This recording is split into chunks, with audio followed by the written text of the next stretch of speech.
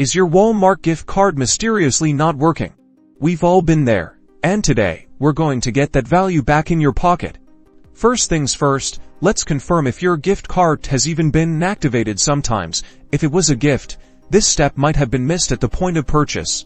The most straightforward way to check your gift card status and balance is to visit Walmart's official website, or give them a call. You'll need the gift card number and the PIN, usually found on the back.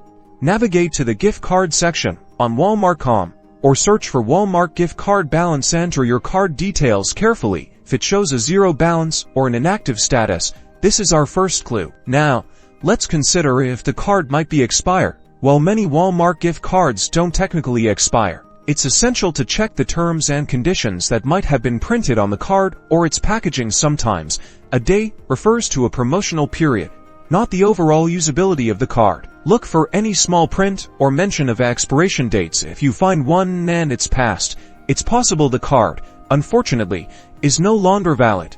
If you've confirmed your balance and checked for expiration, and the card still isn't working, it's time to reach out to the experts. Contact Walmart customer service directly. Have your gift card number and PIN ready, along with your purchase receipt. If you have it, explain the issue clearly, and they can investigate why your card is deemable as deprecated or non-functional. They can often reactivate a card, apply the balance to your account, or resolve any underlying issues that are preventing you from using your hard-earned value. Remember, patience is key when dealing with customer support, and they are there to help you redeem your gift.